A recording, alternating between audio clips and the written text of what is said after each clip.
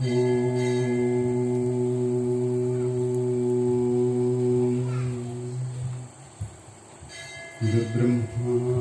गुरुर्विष्णु गुरुर्देवो महेश्वरः गुरुस्साक्षात् परं ब्रह्म तस्मै श्री गुरवे नमः। ओम शांति शांति शांति।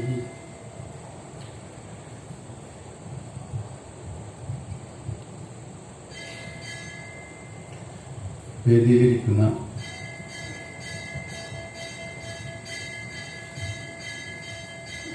പ്രിയ അധ്യക്ഷൻ ശ്രീ AR മോഹനൻ ഉദ്ഘാടനം ചെയ്ത് സംസാരിച്ച ശ്രീ PD പ്രകാശൻ, അതുപോലെ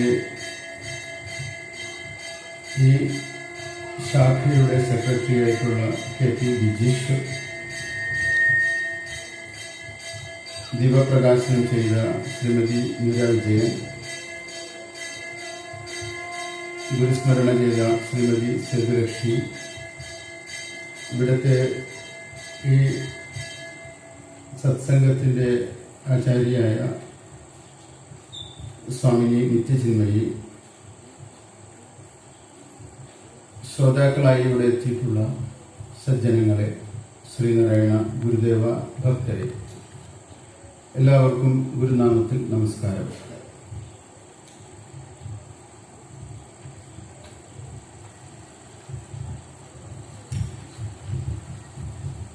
ഗുരുവിന്റെ ദർശനം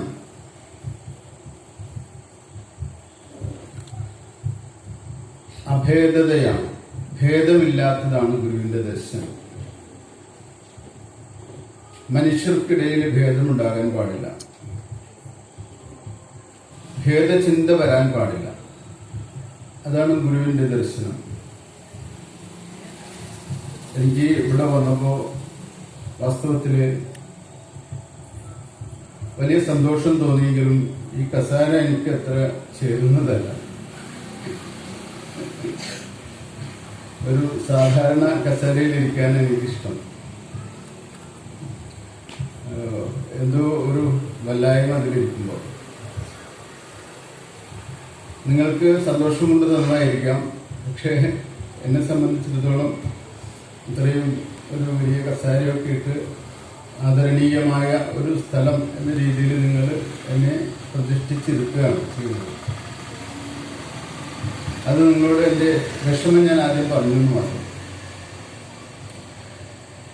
അഭേദ ദർശനം മുന്നോട്ട് വയ്ക്കുമ്പോൾ ഞാനും നിങ്ങളും തമ്മിൽ ഭേദം വിടാൻ പാടില്ല. സൗകര്യത്തിന് വേണ്ടി ഒരു പ്ലേസ് മാത്രമാണ് ഈ ഉയർന്ന പ്രതലം. എനിക്ക് നിങ്ങളോട് സംസാരിക്കുമ്പോൾ നിങ്ങൾക്ക് എന്നെ കാണാനും എനിക്ക് നിങ്ങളെ കാണാനും ഒരു ഉയർന്ന പ്രതലം, അത് ഔചിത്യമുള്ളതാണ്. അപ്പോൾ തീർച്ചയായിട്ടും ഗുരുവിന്റെ അഭേദ ദർശനമാണ് 1888 ഗുരു ആദ്യം വിളംബരം ചെയ്തത്. ജാതിഭേദം, മതദ്വേഷം ഏതുമില്ലാതെ സർവരും സോദരത്വേന വാഴുന്ന മാതൃകാസ്ഥാനമാണിത്. ഭേദങ്ങൾ ഏതും ഇല്ലാതെ, ജാതിഭേദം മാത്രമല്ല, മതദ്വേഷം മാത്രമല്ല, ഒരു തരത്തിലുള്ള ഭേദങ്ങളും മനുഷ്യർക്കിടയിൽ ഉണ്ടാകാൻ പാടില്ല. ഭേദരഹിതമായ ഒരു ജീവിത ദർശനവും ജീവിതവും ഗുരുവിന്റെ അടുത്ത് വരുന്നവർക്ക് പ്രകടിപ്പിച്ചിട്ടുണ്ട്. ഗുരുവിന്റെ അടുത്ത് വരുന്നവർക്ക് എല്ലാവർക്കും ഗുരുവിന്റെ ഒപ്പം ഇരിക്കാനും ഗുരുവിന്റെ വാക്കുകൾ കേൾക്കുവാനും ഗുരുവുമായി സംസാരിക്കുവാനൊക്കെ ഉള്ള അവസരങ്ങൾ ഉണ്ടായിരുന്നു. അതുകൊണ്ട് ഭേദചിന്തയിൽ നിന്ന് വിമുക്തമായ ഒരു ജീവിത ദർശനമാണ് ഗുരുവിന്റെ ദർശനം. അത് അരീപ്പുറത്ത് വിളംബരം ചെയ്ത ആ ശ്ലോകം മുതൽ ആലുവ അദ്വൈത ആശ്രമത്തില് ഗുരു മുന്നോട്ട് വെച്ച ദർശനമാലയുടെ കാതൽ വരെ, ഉള്ളടക്കം വരെ ഈ ഏകതയുടെ, അഭേദതയുടെ ദർശനമാണ്. ഗുരു ജനിച്ച കാലഘട്ടത്തിൽ ഗുരുവിന് ഏറ്റവും അധികം അഭിമുഖീകരിക്കേണ്ട വന്ന ഒരു സംഗതി എന്തെന്ന് ചോദിച്ചാൽ മനുഷ്യർക്കിടയിലുള്ള ഈ ഭേദചിന്തയായിരുന്നു. ആ ഭേദചിന്ത അകറ്റാനായി അവർക്ക് ഒരു കാഴ്ചപ്പാട് ഗുരു കൊടുക്കണം, ഒരു ദർശനം കൊടുക്കണം. അതിനുവേണ്ടി ഭാരതത്തിന്റെ ആർഷപാരമ്പര്യത്തിൽ വരുന്ന, ഋഷി പാരമ്പര്യത്തിൽ വരുന്ന അദ്വൈത ദർശനമാണ് ഗുരു തെരഞ്ഞെടുത്തത്. അത് ഉപനിഷത്തുകളിൽ അവതരിപ്പിച്ചിട്ടുള്ളതാണ് ഋഷിമാർ. ഉപനിഷത്തുകളിൽ ആ ദർശനം അവതരിപ്പിച്ചപ്പോ അതിന് മാതൃകയായിട്ട് ഗുരു ഈശാവാസ്യ ഉപനിഷത്ത് മലയാളത്തിലേക്ക് തർജ്ജമ ചെയ്ത് കാണിച്ചിരുന്നു. അത് ആ പാരമ്പര്യത്തിന്റെ വക്താവ് എന്ന രീതിയിലാണ്, ഋഷി പാരമ്പര്യത്തിന്റെ വക്താവ് എന്ന നിലയ്ക്കാണ് ഈശാവാസ്യ ഉപനിഷത്ത് ഗുരു മലയാളത്തിലേക്ക് തർജ്ജമ ചെയ്തത്. ഇന്ന് മലയാളത്തിൽ എല്ലാവർക്കും ആ ഉപനിഷത്ത് സംപ്രാപ്യമായിരിക്കുകയാണ്. അനായാസം മനസ്സിലാക്കാൻ കഴിയുന്ന രീതിയിൽ അത് ഗുരു തർജ്ജമ ചെയ്തിരിക്കുന്നു. ഈശൻ ജഗത്തിലെല്ലാം ആവസിക്കുന്നത് കൊണ്ട് ചരിക്കമുക്തനായി ആശിക്കരുത് ആരുടെയും ധനം. ഒരു ഉപനിഷത്തിൽ പറയുന്നതിന്റെ ഉള്ളടക്കം, കണ്ടന്റ്, ആ കണ്ടന്റ് എന്താണെന്ന് സംസ്കൃത ഭാഷയിൽ പറഞ്ഞാൽ ആളുകൾക്ക് മനസ്സിലാവുകയില്ല എന്ന് ഗുരു തിരിച്ചറിഞ്ഞിട്ടാണ് അത് മലയാളത്തിലേക്ക്, അതും പച്ച മലയാളത്തിലേക്ക്, തനിമയുള്ള മലയാളത്തിലേക്ക് അത് പരിഭാഷപ്പെടുത്തിയിരിക്കുന്നത്. ഗുരുവിന്റെ ഒരു ജാതി, ഒരു മതം, ഒരു ദൈവം എന്ന ആ വിഖ്യാത വചനം, അതിൽ ഒരു ദൈവം എന്നുള്ളതിന് ആധികാരികമായൊരു രേഖ ഇരിക്കുന്നത് ഈശാവാസ്യ ഉപനിഷത്തിന്റെ ആദ്യത്തെ ശ്ലോകത്തിലാണ്. ഈശൻ ജഗത്തിലെല്ലാം ആവസിക്കുന്നു എന്നുള്ളതാണ്. ആ ഏകനായിട്ടുള്ള ദൈവം ജഗത്തിലെല്ലാം ആവസിക്കുന്നു എന്ന് തിരിച്ചറിഞ്ഞിട്ട് ചരിക്കമുക്തനായി ഒരു വിഷയത്തിലും ഒരു വസ്തുവിലും സംഘമില്ലാതെ, അറ്റാച്ച്മെന്റ് ഇല്ലാതെ ജീവിക്കാനായിട്ട് പഠിക്കണം. അങ്ങനെ ജീവിക്കുമ്പോൾ നമ്മളുടെ പുരുഷാർത്ഥങ്ങളിൽ ഒന്നായിരിക്കുന്ന അർത്ഥത്തിന് വേണ്ടിയിട്ടുള്ള, സമ്പത്തിന് വേണ്ടിയിട്ടുള്ള നമ്മളുടെ നെട്ടോട്ടത്തിന് ഒരു വിരാമം വരണമെങ്കിൽ ആശിക്കരുത് ആരുടെയും ധനം എന്നുകൂടി അതിൽ ചേർത്തിരിക്കുക. ആരുടെയും എന്ന് പറഞ്ഞു കഴിഞ്ഞാൽ എന്റേതല്ലാത്ത ധനം നമ്മൾ ആശിക്കരുത് എന്നാണ് അതിന്റെ അർത്ഥം. നമുക്ക് വിഹിതമായി ഈശ്വരൻ തന്നിട്ടുള്ള ധനമേ നമുക്ക് ആശിക്കാവൂ. ആ ധനം ധാർമ്മികമാണത്.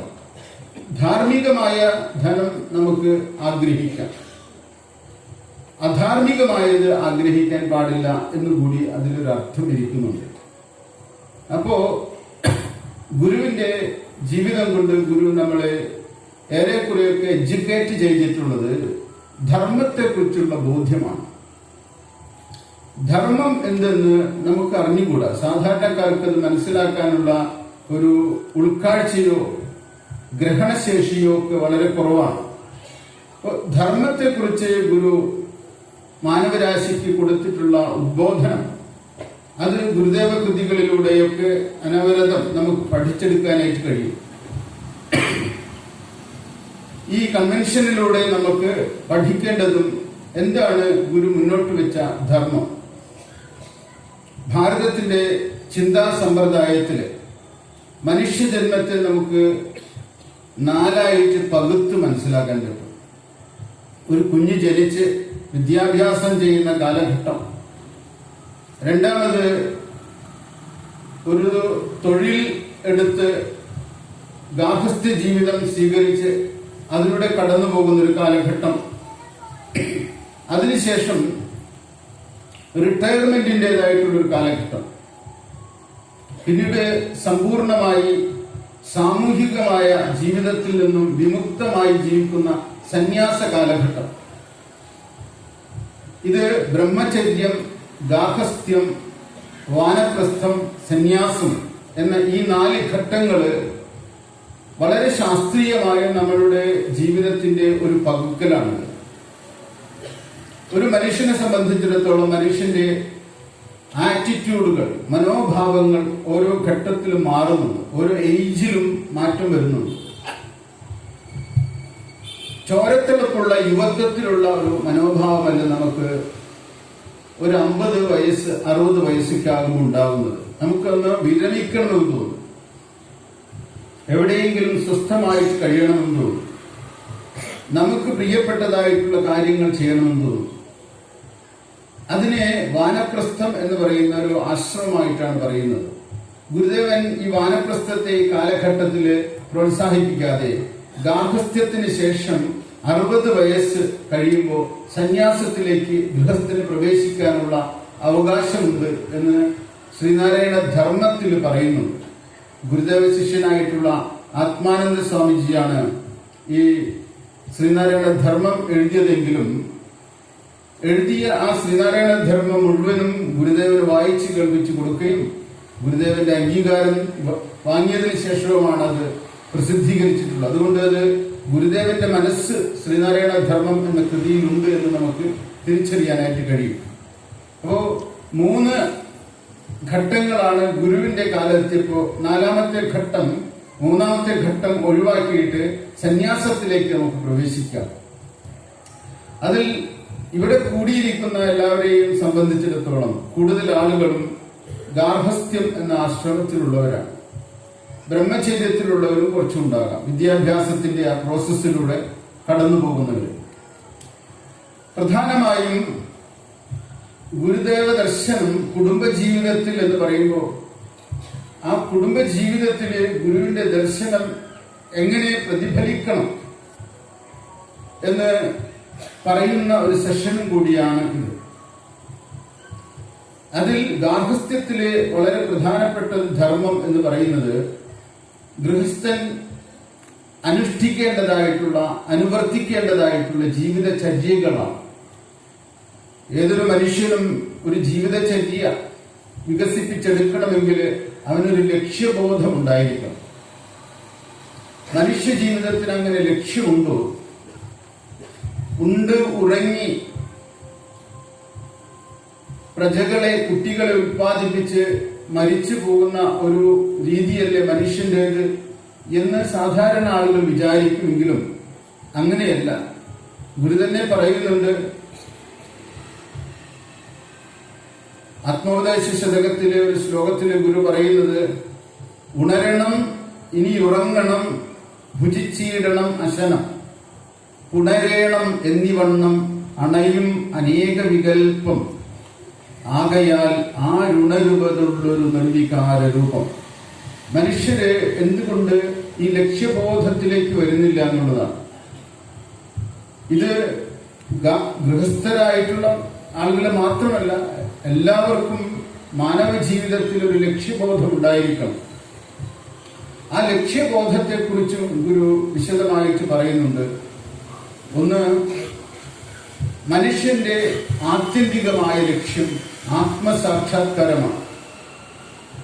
ഈ ആത്മസാക്ഷാത്കാരം ആണ് മുഖ്യ ലക്ഷ്യം എന്ന് തിരിച്ചറിഞ്ഞുകൊണ്ട് തന്നെ 1888 അരിവിപ്പുറം പ്രതിഷ്ഠയെങ്കിൽ 1897 ആത്മോപദേശ ശതകം എന്ന 100 പദ്യങ്ങളുള്ള മലയാളത്തിലെ ഉപനിഷത്ത് ഗീത എന്നൊക്കെ പറയുന്ന അതിവിഖ്യാതവും ഗഹനവും ദാർശനികമായ ഔന്നത്യവുമുള്ള ഒരു കൃതി ഗുരു എഴുതി. ഇന്ന് മലയാളിക്ക് അത് അറിയാതിരിക്കുക എന്ന് പറയുന്നത് തന്നെ മലയാളിയുടെ ഒരു പതനത്തിന്റെ സൂചനയാണ്. ആത്മോപദേശ ശതകം എന്ന കൃതി ഒരു മലയാളി അറിയുന്നില്ല, വായിക്കുന്നില്ല എന്ന് പറഞ്ഞാൽ അതൊരു മലയാളിയുടെ അന്ധതയുടെ ഒരു നിദാനമായിട്ടും ഹേതുവായിട്ടും കരുതേണ്ടി വരും. കാരണം ഇന്ന് അതുപോലെ ആത്മോപദേശ ശതകത്തിന് കീർത്തി വളരെ ലഭിച്ചുകൊണ്ടിരിക്കുകയാണ്. 100 വർഷങ്ങൾ കഴിഞ്ഞതിന് ശേഷം ആ കൃതി എഴുതിയിട്ട് 100 വർഷങ്ങൾ കഴിഞ്ഞു. ഇന്ന് ആ കൃതി എവിടെയൊക്കെ ഗുരുവിനെ കുറിച്ച് ചർച്ച ചെയ്യുന്നുവോ അവിടെയൊക്കെ ആ അവതാരകൻ ഉദ്ധരിക്കുന്ന ഒരു കൃതി ഈ ആത്മോപദേശ ശതകമായിരിക്കും. നമ്മളുടെ ജീവിതത്തിൽ പലപ്പോഴും അതിൽ നിന്ന് പലരും ഉദ്ധരിച്ചുകൊണ്ട് സംസാരിക്കാറുണ്ട്. അവൻ ഇവനെന്നറിയുന്നതൊക്കെയോർത്താൽ അവനിൽ ആദിമമായൊരു ആത്മരൂപം. അവനവൻ ആത്മസുഖത്തിനാചരിക്കുന്നവ അപരന്നു സുഖത്തിനായി വരേണം. എവിടെയൊക്കെ ശ്രീനാരായണ പ്രസ്ഥാനങ്ങളും കെട്ടിടങ്ങളൊക്കെ ഉണ്ടോ ആ കെട്ടിടങ്ങളുടെ മതിലുകളിൽ അത് എഴുതി വെച്ചിട്ടുണ്ട്. പക്ഷെ നമ്മൾ എഴുതി വെക്കുന്ന വെറും വാക്കുകൾക്ക് അപ്പുറത്തേക്ക് ഈ കൃതിയുടെ അന്തസ്സാരം ജീവിതത്തിലേക്ക് പകർത്തുന്നുണ്ടോ എന്നുള്ളതാണ് പ്രധാനമായൊരു ചോദ്യമായിരിക്കുന്നത്. അത് ഗുരുവിന്റെ തലമുറയിൽപ്പെട്ടാൽ ഗുരുവിന്റെ പിൻഗാമികളായിട്ടുള്ള ആളുകൾക്ക് മാത്രം വന്നിട്ടുള്ള ഒരു പതനത്തിന്റെ സൂചനയായിട്ടല്ല ഞാൻ പറയുന്നത്. ലോകത്താകവേ തന്നെ ക്രിസ്തുവിന്റെയും ബുദ്ധന്റെയും നബിയുടെയും ഒക്കെ പിന്തലമുറക്കാര് അവരെ അനുഗമിച്ചു വന്നിട്ടുള്ള പിന്തുടർന്നു വന്നിട്ടുള്ള എല്ലാവർക്കും ഈ ദാർശനികമായ അധപതനം സംഭവിച്ചിട്ടുണ്ട്. എന്തുകൊണ്ടെന്ന് ചോദിച്ചു കഴിഞ്ഞാൽ നമ്മുടെ ബാഹ്യലോകം വളരെ പ്രലോഭനീയമാണ്. ആധുനിക ലോകം ഇന്ന് സാങ്കേതിക വിദ്യയാലും ശാസ്ത്രത്താലും വളരെ വികസിതമാണ്. ഒരു 25-30 വർഷങ്ങൾക്ക് മുൻപ് നമ്മൾ കൈവരിച്ച നേട്ടമല്ല ഇന്ന് ആധുനിക സാങ്കേതിക വിദ്യയിലൂടെ ആധുനിക ലോകം കൈവരിച്ചിരിക്കുന്നത്. ഓരോ ദിവസവും നമുക്ക് വിനോദത്തിന് വേണ്ടി തന്നെ എത്രയോ ഉപാധികളാണെന്ന് കണ്ടെത്തിയിരിക്കുന്നത്. പ്രത്യേകിച്ചും മൊബൈൽ ഫോൺ പോലുള്ള ഒരു ചെറിയ ഉപകരണത്തിലൂടെ ജീവിതത്തിൽ പലതരത്തിൽ ഉപകാരങ്ങളും അപകാരങ്ങളും ഉണ്ടാക്കിക്കൊണ്ടിരിക്കുന്ന ഒരു ചെറിയ ഡിവൈസാണ് ഈ മൊബൈൽ ഫോൺ. ഈ മൊബൈൽ ഫോൺ ഇനിയും വരാനിരിക്കുന്ന കാലത്ത് വലിയ തോതിലുള്ള വികസനത്തിനും വിപുലീകരണത്തിനുമൊക്കെ ഹേതുവായിട്ട് തീരുന്നതാണ്. ഏറെ സമയം നമ്മൾ ഇന്ന് ആ മൊബൈൽ ഫോൺ തുറന്നു വെച്ചുകൊണ്ട് അതിന്റെ സ്ക്രീനിൽ തൊട്ടുതലോടിയിരിക്കുന്ന ആളുകളാണ്.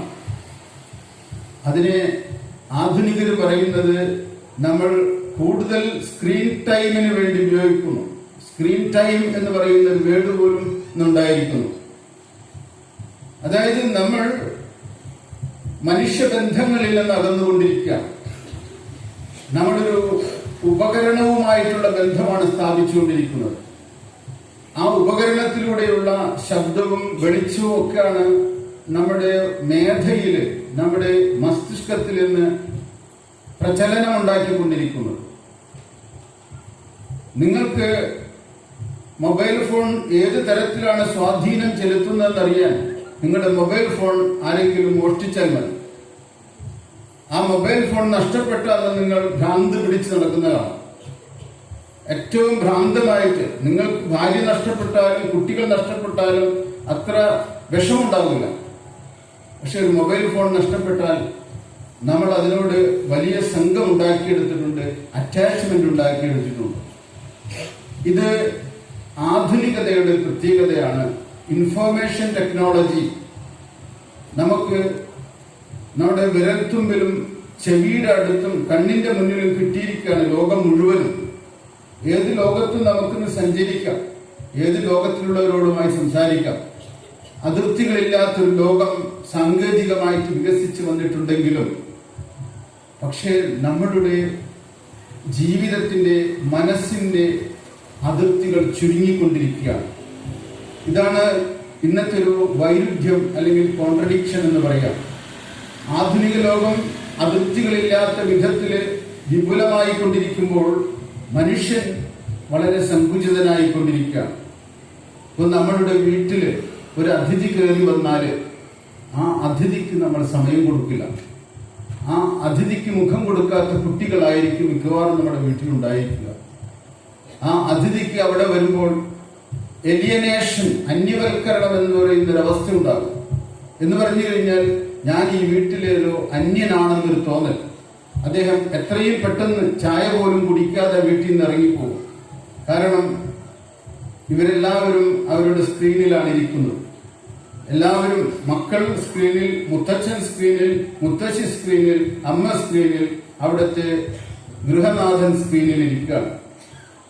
ഇത് വലിയ ഒരു ദുരന്തമാണ്. ഇനി വരാനിരിക്കുന്ന കാലത്ത് വലിയ ദുരന്തമാണ്. ഇവിടെ എവിടെയെങ്കിലും ഒരു സ്പേസിൽ നിങ്ങൾക്ക് ഡിജിറ്റൽ സ്പേസ് അല്ലാത്തൊരിടമുണ്ടോ ഈ ഭാഗത്ത് എവിടെയെങ്കിലും? മൊബൈൽ ഫോണിന് റേഞ്ച് ഇല്ലാത്തൊരിടമുണ്ടോ? അവിടെ നിങ്ങൾ സ്വതന്ത്രരായി. റേഞ്ച് ഇല്ലാത്ത ഇടമില്ല. ഞങ്ങൾ കാഞ്ഞിരമറ്റത്ത് ഒരു ആശ്രമമുണ്ടെങ്കിലും ഇലവീഴാക്കുഞ്ചറിൽ ഞങ്ങൾക്കൊരു ആശ്രമമുണ്ട്. വലിയൊരു മലയാണത്. ആ മലയുടെ മുകളിൽ ഇപ്പോഴും മൊബൈൽ റേഞ്ച് ഇല്ല. അതുകൊണ്ട് അവിടെ എത്തുമ്പോൾ നമുക്ക് ഒരു ഡിജിറ്റൽ ഡീടോക്സിഫിക്കേഷൻ, അങ്ങനെയാണ് അതിന്റെ പേര്. അതായത് ഈ ഡിജിറ്റൽ ടോക്സിഫിക്കേഷൻ എന്ന് പറഞ്ഞു കഴിഞ്ഞാൽ എവിടെയൊക്കെ മൊബൈലിന് റേഞ്ച് ഉണ്ടോ അവിടെയൊക്കെ നമ്മുടെ അകത്ത് വിഷലിപ്തമായിക്കൊണ്ടിരിക്കുന്നുണ്ട്. അത് ആഴ്ചയിൽ ഒരിക്കലെങ്കിലും അല്ലെങ്കിൽ 2 ആഴ്ചയിൽ ഒരിക്കലെങ്കിലും ഒരു ഡിജിറ്റൽ ഡീടോക്സിഫിക്കേഷന് ഡിജിറ്റൽ മേഖലയിൽ നിന്ന് ഒന്നുകിൽ ഫോൺ സമ്പൂർണമായിട്ട് അടച്ചു വെക്കണം, അല്ലെങ്കിൽ അതില്ലാത്ത മേഖലകളിലേക്ക് പോയിട്ട് സ്വസ്ഥമായിട്ടിരിക്കണം. ഇത് എന്തുകൊണ്ട് പറയുന്നു എന്ന് ചോദിച്ചു കഴിഞ്ഞാൽ, ഒരു കുടുംബം എന്ന് പറയുന്നത് ബന്ധങ്ങളാണ്. ബന്ധങ്ങളുടെ കെട്ടുറപ്പും ബന്ധങ്ങളുടെ ഊഷ്മളതയും ഒക്കെ വളർന്നു വരണമെങ്കിൽ നമ്മൾ ഇടയ്ക്കിടയ്ക്ക് ഇതിൽ നിന്ന് വിമുക്തമാകേണ്ടതുണ്ട്. ഇത് ആധുനിക ലോകത്തിന് വരാനിരിക്കുന്ന കാലത്ത് ഉണ്ടാകുന്ന വലിയ ഒരു അപകടത്തിന്റെ സൂചന എന്ന രീതിയിൽ ഞാൻ പറയുന്നു എന്ന് മാത്രം. കാരണം ഇന്ന് ഭാര്യ ഭർത്താക്കന്മാര് തമ്മിലുള്ള ബന്ധത്തിന്റെ ഊഷ്മളത കുറയാനായിട്ട് പലതരത്തിലും ഈ മൊബൈൽ ഫോൺ ഹേതുവാകുന്നുണ്ട്. അപ്പൊ മൊബൈൽ ഫോണിനെ ഉപയോഗിക്കാനാണ് പഠിക്കേണ്ടത്. നമ്മൾ ഒരു ഉപകരണം കിട്ടുമ്പോൾ നമുക്കതിനെ ഉപയോഗിക്കാനായിട്ട് പഠിക്കണം. ഏത്, എപ്പോൾ, എങ്ങനെ എന്ന് ഉള്ള അറിവ് കൂടി ഉണ്ടായിരിക്കണം. സി വി കുഞ്ഞിരാമനുമായിട്ട് ഗുരു നടത്തിയ ഒരു സംഭാഷണം സി വി കുഞ്ഞിരാമൻ പ്രസിദ്ധീകരിച്ചിട്ടുണ്ടായിരുന്നു, ദേശാഭിമാനിയിൽ പ്രസിദ്ധീകരിച്ചിട്ടുണ്ടായിരുന്നു. അതിന്ന് ഇപ്പോൾ അച്ചടിച്ച് ലഭ്യമാണ്. അതില് മതങ്ങളെ കുറിച്ചുള്ള ഒരു ചർച്ച നടന്ന സന്ദർഭത്തിൽ ഗുരു സി വി കുഞ്ഞിരാമനോട് പറയുന്നുണ്ട്, ഈ ലോകത്ത് എല്ലാം വർജിക്കാനോ ഉപേക്ഷിക്കാനോ അല്ല നാം പറയുന്നത്, അതിന്റെ സാരം എന്തെന്ന് മനസ്സിലാക്കിയിട്ട് ജീവിക്കാനാണ്. അതുകൊണ്ട് ലോകത്തില് ത്യാജ്യഗ്രാഹ്യ വിവേചന ബുദ്ധിയോട് കൂടിയിട്ട് ജീവിക്കാൻ പഠിക്കണം. ഉപേക്ഷിക്കേണ്ടതിനെ ഉപേക്ഷിച്ചും സ്വീകരിക്കേണ്ടതിനെ സ്വീകരിച്ചും ജീവിക്കാൻ നമ്മൾ പഠിക്കണം. അതിനെയാണ് ത്യാജ്യഗ്രാഹ്യ വിവേചന ബുദ്ധി എന്ന് പറയുന്നത്.